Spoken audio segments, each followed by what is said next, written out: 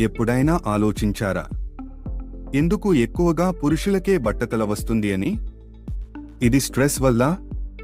అసలు కానే కాదు. దీనికి మెయిన్ రీజన్ హార్మోన్స్.